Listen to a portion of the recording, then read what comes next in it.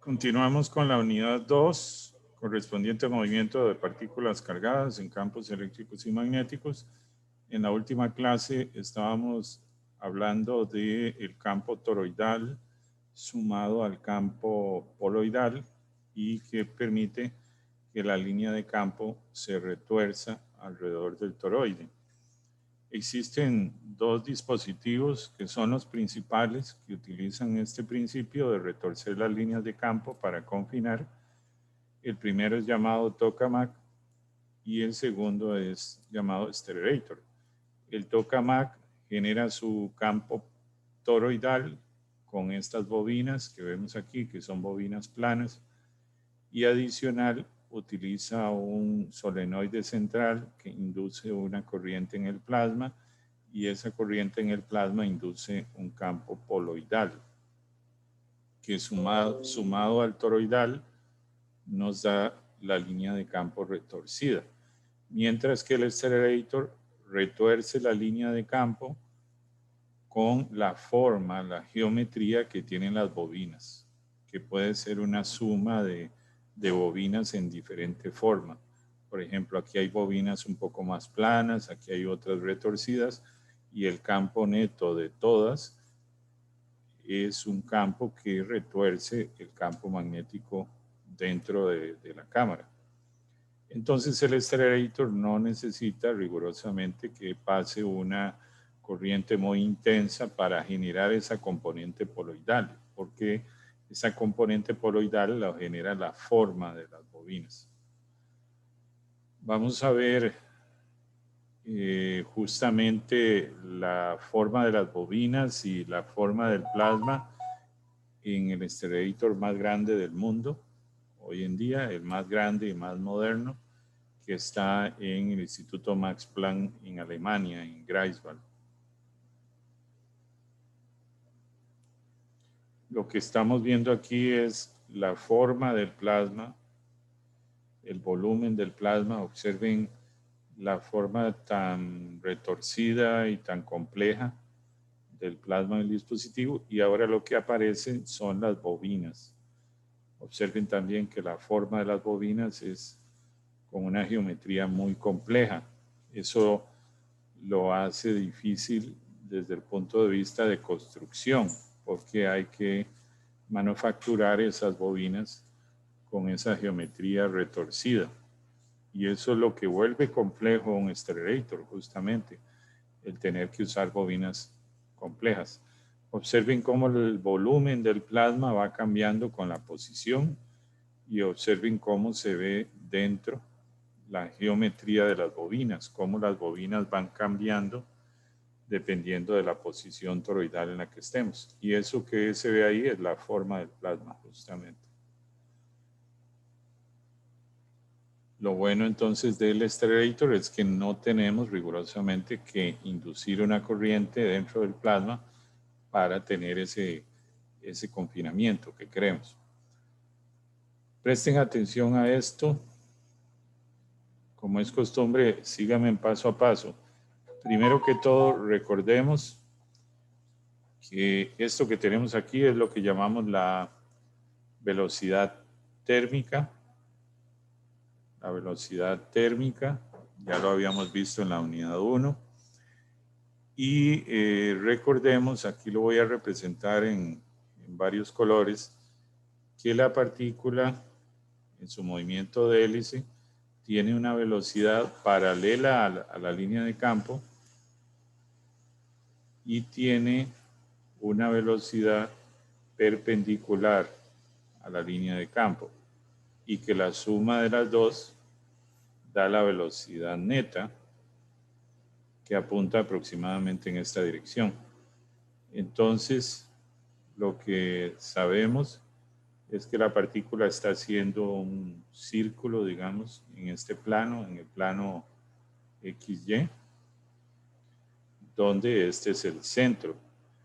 Y llamamos a esta velocidad de aquí, la llamamos velocidad perpendicular, mientras que a esta velocidad de aquí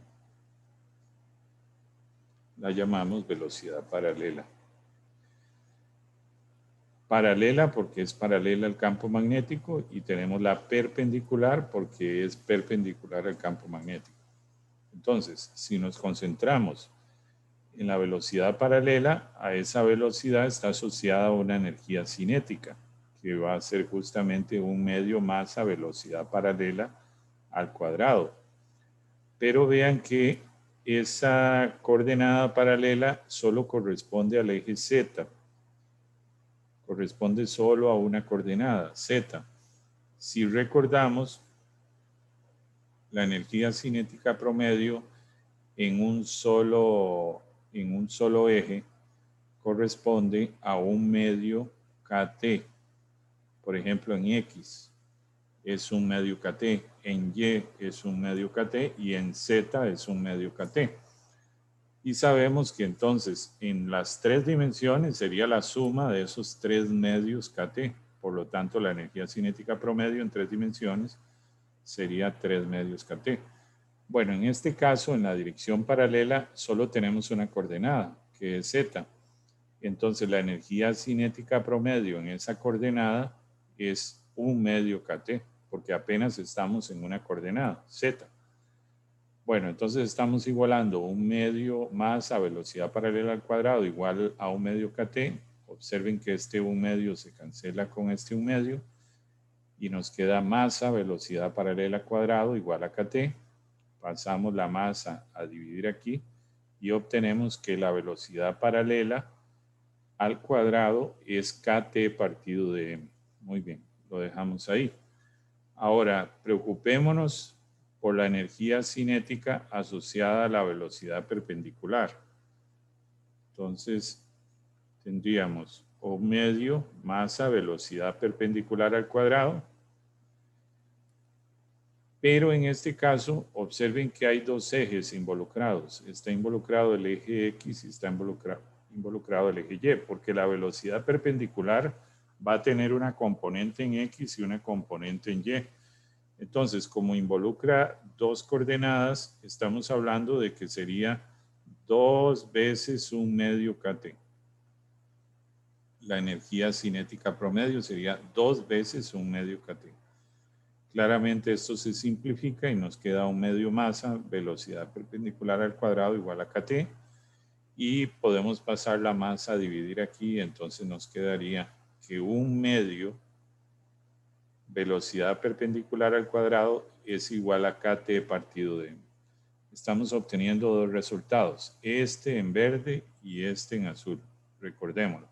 En ambos casos da KT partido de M, pero claramente sí hay una diferencia porque aquí es un medio, mientras que aquí no lo es. Entonces recordemos ese resultado porque lo vamos a necesitar. Retomamos entonces, aquí síganme donde yo voy señalando.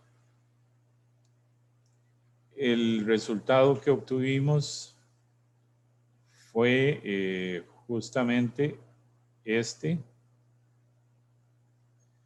Y el otro resultado que obtuvimos fue este, ¿verdad?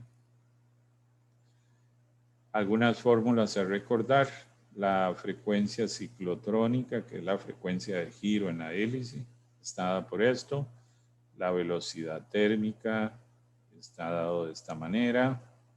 Y el radio del árbol, que lo tenemos por aquí. Entonces, si nos vamos nosotros a la suma de la deriva de curvatura más la deriva de gradiente, el resultado que habíamos obtenido era este. Pero vean que ese resultado depende de la velocidad paralela al cuadrado, que yo sé que es esto, y depende de un medio la velocidad perpendicular al cuadrado, que yo sé que es esto que está aquí. Entonces, si yo sustituyo en ambos, sustituyo lo que corresponde, que eso es igual a KT partido de M, y sustituyo en el otro, entonces me va a dar como resultado aquí 2 veces KT partido de M, que es la suma de KT partido de M más KT partido de M, pero me doy cuenta que eso no es más que la velocidad térmica al cuadrado. Observen, velocidad térmica es 2kt partido de m raíz. Entonces, 2kt partido de m es la velocidad térmica al cuadrado. Entonces, eso me lleva a sustituir aquí esto como la velocidad térmica al cuadrado. Muy bien. Ahora, si recuerdo, la frecuencia ciclotrónica electrónica depende de la carga, de B, de la masa. Por aquí tengo la masa, por aquí tengo la carga. Claramente este B se simplifica con un B de abajo, este radio de curvatura se simplifica con uno de abajo. Entonces, si yo junto masa, carga, un B, lo que me va a quedar es frecuencia ciclotrónica, me va a quedar este radio de curvatura que lo tengo aquí y claramente la velocidad térmica. Si de nuevo vuelvo a sustituir la velocidad térmica al cuadrado, no sería más que 2kt partido de m. Y si sustituyo de nuevo la frecuencia ciclotrónica, me da carga B partido de m. ¿Qué logro ver yo aquí? Que esta masa se va a ir con esta masa. Entonces, lo que veo es que esto como un todo, al cancelarse las masas, no depende de la masa. Pero ¿qué es lo que no depende de la masa? Las derivas por curvatura y por gradiente de campo. Eso quiere decir entonces que la magnitud de esta deriva no va a depender o no va a contribuir en efecto la masa. Lo que termina contribuyendo es la carga, el campo, etcétera, el radio curvatura, pero no la masa. Estas derivas no dependen de la masa rigurosamente. La dependencia de la masa no se da. Muy bien, punto y aparte. Ahora vamos a ver lo que se conoce como espejos magnéticos. Recuerden ustedes que una X es entrando la corriente, un punto es saliendo la corriente. Entonces, si usted pone sus dedos entrando por esa X, le va a quedar el dedo gordo apuntando en esta dirección. Quiere decir que el campo apunta en esa dirección. Y si observa en el otro lado, esta X de nuevo y este punto representan por dónde entra y sale la corriente.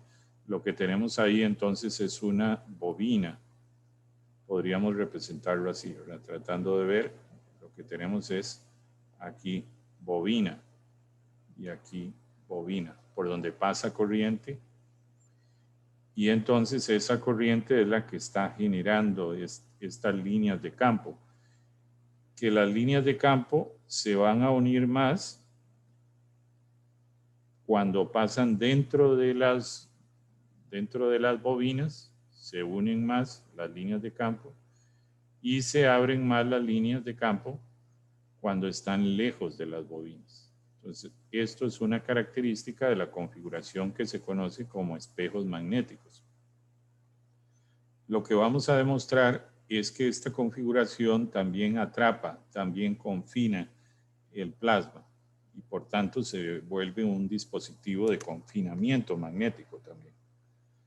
Vean que la línea de campo viene por acá, se abre aquí y luego de nuevo se estrecha aquí y sigue su camino, ¿verdad? Entonces, la meta es que el plasma quede atrapado en medio de estas dos bobinas porque las partículas van a rebotar. Eso es lo que vamos a demostrar. Entonces, un ejemplo de espejo magnético en la Universidad Politécnica de Puerto Rico. Ellos tienen el laboratorio de ingeniería de plasma y esto que vemos aquí al fondo es una configuración de espejo magnético. Esto que ustedes ven aquí es la primer bobina y por aquí detrás de esto hay otra idéntica a esta que es la segunda bobina y desde luego aquí en medio hay unos puertos por donde se diagnostica el plasma. Por una ventana de aquí uno podría ver el plasma tal cual.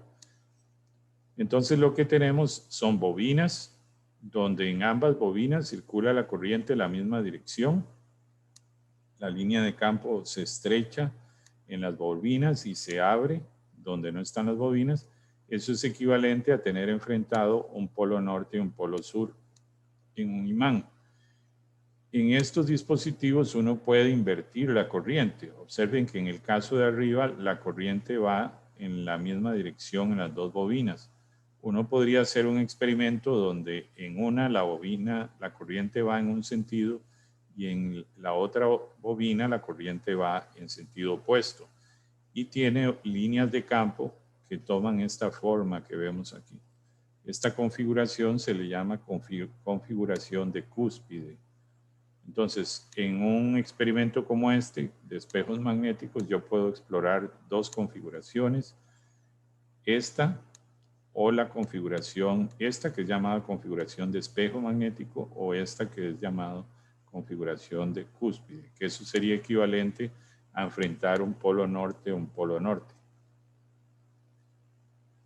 Muy bien, entonces lo que buscamos es esto. Tenemos una bobina, tenemos otra bobina, las líneas de campo se estrechan dentro de la bobina, se abren ya cuando la bobina no está tan cerca y luego se estrechan de nuevo cuando entran en la otra bobina. Si vemos las líneas de campo en medio de las dos bobinas, vamos a ver la forma que tienen las líneas de campo y las partículas van a quedar atrapadas en medio de esas dos bobinas. Vamos a ver la razón de por qué quedan atrapadas y ellas lo que hacen es rebotar. Por eso se le llama a esta configuración espejo, porque las partículas rebotan en este sistema de confinamiento. Muy bien, para empezar a analizar esto, les voy a pedir que vean que yo aquí tengo líneas de campo y entonces el campo magnético estoy diciendo que apunta en esta dirección. Por lo tanto, como yo aquí defino Z, X, Y, y así podría definir coordenadas cilíndricas, yo podría decir entonces que este vector rojo lo puedo descomponer en un vector de campo en la dirección de Z, y otro vector campo en la dirección radial. Defino esta dirección como radial. O sea, estoy viendo coordenadas cilíndricas por un momento, donde es el radio del cilindro y la coordenada Z. Entonces, el vector rojo lo puedo descomponer en dos vectores, uno en Z y otro en R. La partícula, como bien sabemos, en este plano perpendicular a la línea, forma círculos. Entonces, si usted utiliza su mano derecha y apunta el dedo gordo en la dirección de la línea de campo, le va a quedar el sentido de giro. Lo que tenemos aquí representado es un ion girando. Está un ion girando. Y eso que estamos viendo ahí es la velocidad perpendicular de ese ion.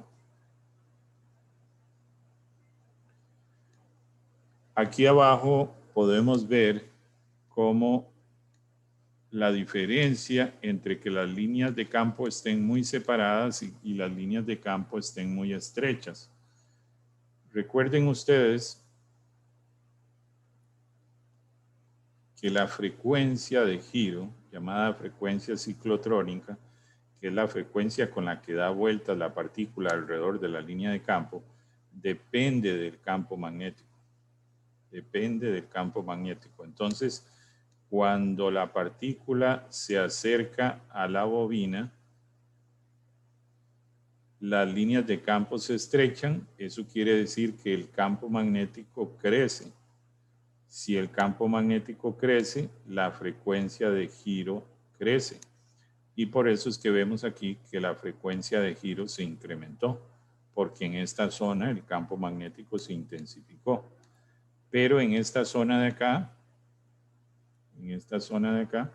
el campo es más débil y entonces la frecuencia ciclotrónica es más débil.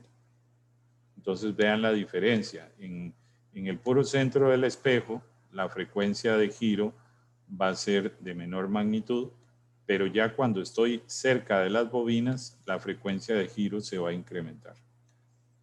Ahora, uno pensaría que el radio del árbol, que es ese círculo imaginario que forma la partícula mientras va haciendo la hélice, ¿verdad?, también debería haberse afectado, porque depende del campo magnético y depende de la velocidad perpendicular.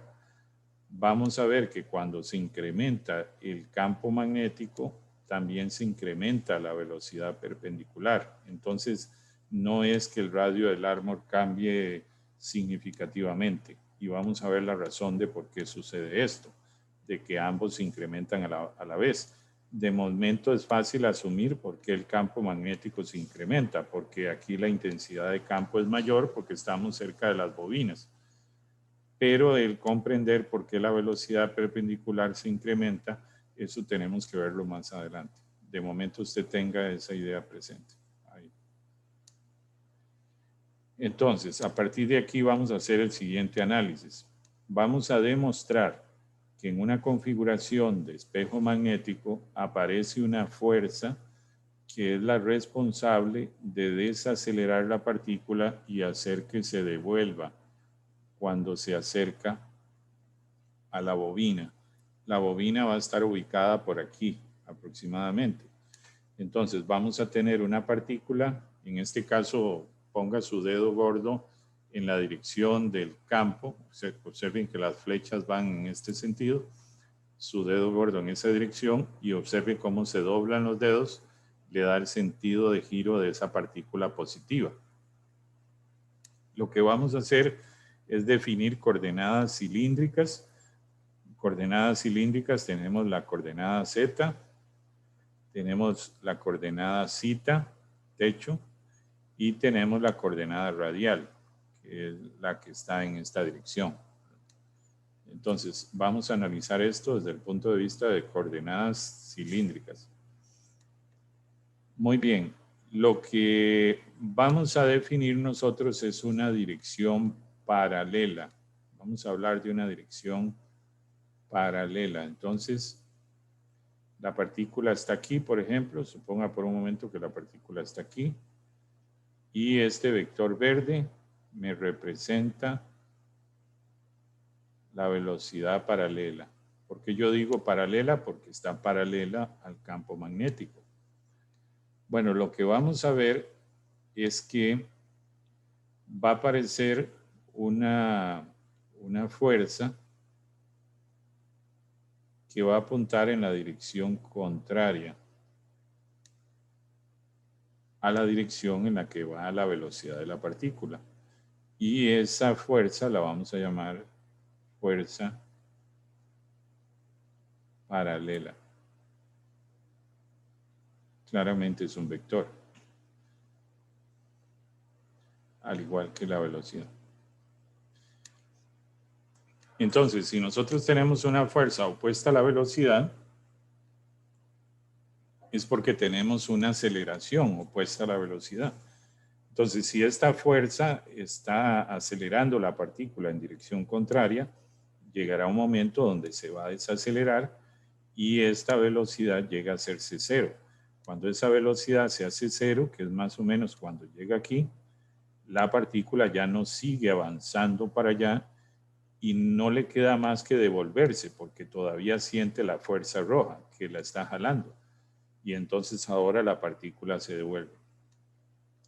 Vamos a demostrar que esa fuerza paralela, que está indicada aquí en esta fórmula, es proporcional al gradiente de campo magnético. Pero no solo es proporcional, sino que es opuesta al gradiente de campo magnético. Entonces, aquí el campo magnético es más intenso y aquí el campo magnético es más débil. Por lo tanto, si yo tengo que dibujar el vector gradiente de campo paralelo, lo tengo que dibujar en esta dirección.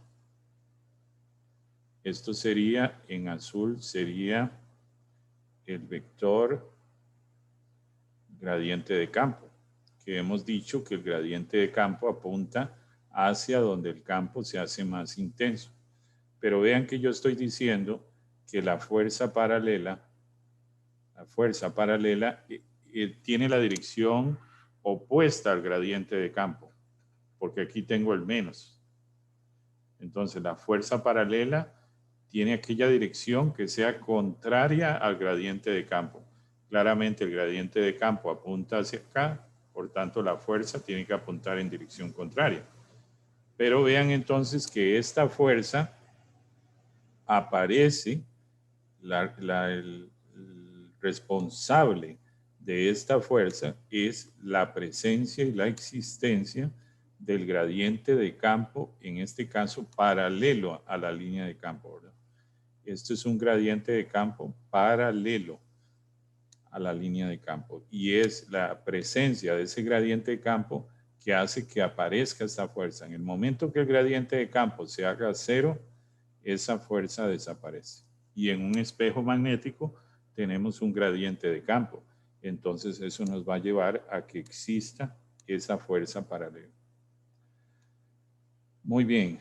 Lo que vamos a demostrar en esta parte es que el momento magnético, recordarán ustedes de sus cursos de electromagnetismo, momento magnético representado por μ, depende de un medio, masa, velocidad perpendicular al cuadrado, que no es más que la energía cinética en la dirección perpendicular, y depende del campo magnético. Rigurosamente depende del cociente de estos dos. Lo que vamos a demostrar es que el cociente de estos dos siempre va a permanecer constante. Es decir, que el momento magnético permanece constante y llamamos, por tanto, al momento magnético una invariante. Invariante es que no cambia. A pesar de que estén cambiando cosas como el gradiente de campo, como la velocidad de la partícula, el momento magnético que está dado por el cociente de estos dos no va a cambiar, va a permanecer constante. Y esto lo vamos a demostrar. Aquí lo que les estoy mostrando es el resultado de lo que vamos a demostrar ahora, ¿verdad? Vamos a demostrar que el momento magnético tiene esta dependencia y vamos a demostrar que esta fuerza tiene esta dependencia como tal. Muy bien, si recuerdan aquí para aprovechar el dibujo, no lo vamos a hacer aquí todavía, para no... Entonces, insistiendo, aquí tengo una bobina y aquí tengo otra bobina. Y usando el mismo color que usé antes, en esta dirección tengo el gradiente de campo magnético y a este otro lado tengo el gradiente de campo magnético. Entonces,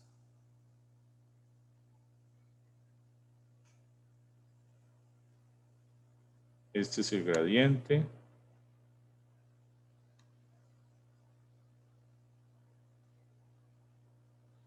Y este es el gradiente.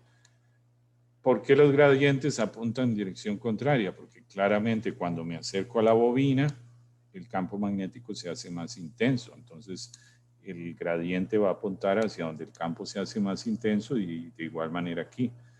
Pero eso a lo que me lleva entonces es que definitivamente la fuerza paralela, como es opuesta al gradiente, entonces aquí voy a tener una fuerza paralela y aquí voy a tener una fuerza paralela.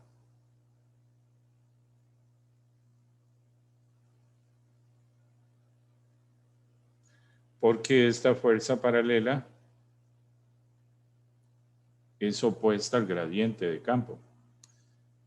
Entonces, yo puedo tener el escenario, suponga que la partícula va hacia la bobina, entonces su velocidad iría para acá. O la otra situación es que ya llegó a la bobina, se devolvió y entonces su velocidad ahora apunte para acá. De igual manera en el otro lado, ¿verdad? Hay un momento donde la velocidad va para allá y cuando ya se devuelve, su velocidad va en dirección contraria. Entonces, cuando la partícula va hacia la bobina, su velocidad es opuesta a la fuerza, entonces se va a desacelerar al punto de que llega un momento donde su velocidad paralela se hace cero, pero la fuerza sigue estando presente porque sigue habiendo gradiente de campo, entonces de nuevo adquiere velocidad, pero ahora en dirección contraria.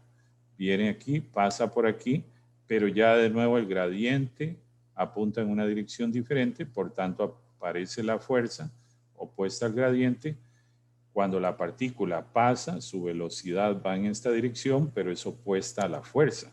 Entonces se desacelera, llega a un punto donde su velocidad se hace cero, pero la fuerza sigue, la fuerza roja sigue, entonces de nuevo la acelera y ahora su velocidad va para acá. Entonces lo que vamos a tener es que la partícula empieza a rebotar y a rebotar y a rebotar sin tener un contacto físico con nada, ¿verdad?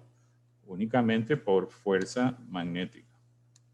Una fuerza magnética que es proporcional al gradiente de campo y que también depende del momento magnético. Observen que aquí está incorporado el momento magnético.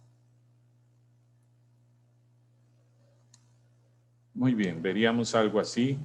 La partícula hace su movimiento de hélice, solo que como el campo se hace más débil aquí en el centro, entonces su radio del árbol es mayor y por aquí empieza a cambiar. Tendríamos las dos bobinas. Aquí vamos a hacer un análisis en los restantes 7 minutos que nos quedan. Esta es la línea de campo. Aquí la exageré un poco, ¿verdad? Lo que tenemos es que la bobina está por aquí. Y entonces la línea de campo viene, se curva y se estrecha en la parte de la bobina. Y aquí es donde se abre. Y lo que vamos a representar es un guión. Entonces observen mano derecha, sentido de giro del guión. Ahora, el campo magnético, vector campo magnético en este dibujo apunta en esta dirección y tiene dos componentes. Tiene una componente en la dirección Z y tiene una componente en la dirección radial. Podría tener también una componente en la dirección poloidal, la cual llamaríamos campo magnético Bz, que es justamente este. Pero para el efecto del análisis que vamos a hacer, vamos a considerar que esta componente naranja no existe, es cero, solo es significativo el campo magnético en Z y el campo magnético radial. Entonces, recordemos la componente del campo en Z, porque estamos dando esto en coordenadas cilíndricas, Z, R y Z. Entonces esto va a ser cero. Aprovecho para hacer notar algo. Habitualmente, para usted saber la dirección de la coordenada Z techo, lo que usted hace es poner su dedo gordo en la dirección de Z y los dedos le dicen hacia dónde va Z techo. Vean el sentido de Z techo. Pero si usted usa su mano izquierda para la partícula positiva, apunta el dedo gordo en la dirección de campo, le queda que el sentido de giro de la carga positiva es opuesto al sentido de giro de la coordenada Z techo. Observen que los dos sentidos de giro son opuestos. La partícula positiva gira en este sentido y la coordenada Z techo positiva gira en este sentido. Entonces es muy importante tener presente eso. Si claramente Bz es cero, pues no existe cambio de Bz, no existe cambio de B respecto de Z. Lo que vamos a hacer ahora y lo que nos va a interesar es primero encontrar BR. Ya nos vamos a dar cuenta por qué es tan importante encontrar la dependencia del campo magnético radial. lo que andamos buscando con este análisis que vamos a hacer es determinar la dependencia de esa fuerza paralela. Convencernos de que esa fuerza paralela depende del gradiente de campo. Entonces, síganme aquí donde yo voy rayando para que no se pierdan. Partimos de la ley de Gauss del campo magnético en forma diferencial, que sería nabla.b igual a 0, y escribimos eso en coordenadas cilíndricas. Esto no es nada más que buscar la formulita de nabla.b en coordenadas cilíndricas. Pero de acuerdo a la ley de Gauss de campo magnético dice que nabla.b tiene que dar 0. Muy bien, ya nos dice que tiene que dar 0. Ok. Ahora, lo que vamos a hacer es lo siguiente. Analicemos que B zeta no cambia respecto de zeta, por lo que dijimos ahora. B zeta es 0 y pues simplemente ese campo no cambia respecto a zeta. Entonces todo este término de aquí desaparece. Es igual a 0. Entonces nos queda únicamente este término y nos queda únicamente este término, que están igualados a 0. Entonces podríamos pasar este a este otro lado y nos quedaría menos la derivada de bz respecto de z. Lo que hacemos ahora es que integramos a este lado, integramos a este otro lado, integramos respecto a dr en ambos lados. Y observen que aquí es la integral respecto a r de 0 a r de la derivada respecto a r de esto. O sea, estamos integrando respecto a r y derivando respecto a r. Por lo tanto, el resultado de este lado va a ser simplemente RBR, porque estamos integrando y derivando respecto a r. Vamos a considerar, y ahorita lo voy a explicar un poquito mejor, que el cambio de BZ respecto de Z no cambia con R, no cambia con R, y lo puedo tomar como un valor fijo, el valor que tenga donde R sea igual a 0. Entonces esto lo voy a ver como una constante respecto a R. Por tanto, si yo tengo que integrar esto respecto a R, como esto que encerré en azul es una constante, únicamente tendría que integrar R. La integral de R es R cuadrado partido de 2. Muy bien, por aquí ya me queda al menos. Observen que aquí tengo R cuadrado y aquí tengo R. Entonces, esta se va con una de estas y me queda menos un medio R por este término que dijimos es una constante. Entonces, acabamos de encontrar qué es BR. Acabamos de encontrar qué es BR. Y eso es lo que andábamos buscando en primera instancia, encontrar BR. ¿Por qué va a ser necesario BR? Y aquí termino para luego profundizar más en la siguiente clase. Si nosotros analizamos la fuerza carga V cruz B en coordenadas cilíndricas, vamos a tener una velocidad en R, una velocidad en zeta, una velocidad en z. Vamos a tener un campo en R, un campo en zeta, un campo en z. Y una vez que evaluamos esto en sus tres componentes, en R, en zeta y en z, obtenemos esto. Pero dijimos que el campo en zeta es 0. Por lo tanto, donde aparezca zeta, donde aparezca B zeta, ese término lo descartamos porque dijimos que B zeta es 0. Por lo tanto, este desaparece y este desaparece. La fuerza que a nosotros nos va a interesar, y aquí voy a borrar para devolverme, es la fuerza en Z. Esa es la fuerza que nos va a interesar sobre todo, esta fuerza, la fuerza en la dirección en Z, porque es esa fuerza o más bien, perdón, aquí tenía que haberla dibujado al revés, es esa fuerza la que va a hacer que la partícula se devuelva. Entonces, el interés nuestro va a estar centrado sobre todo en la fuerza en Z y en determinar la dependencia de esa fuerza en Z. Y vemos desde ahora que esa fuerza en Z depende de esto. Y vean ustedes que esa fuerza en Z depende del campo radial, que ya lo obtuvimos. Entonces ya obtuvimos el campo radial, por lo tanto podemos ponerlo aquí y lograr identificar de qué depende esa fuerza en Z. En la siguiente clase vamos a retomar esta diapositiva porque aquí hay mucho que hablar todavía, pero decirles que hacia eso vamos, encontrar la dependencia de la fuerza en Z, que es la responsable de hacer que la partícula se devuelva.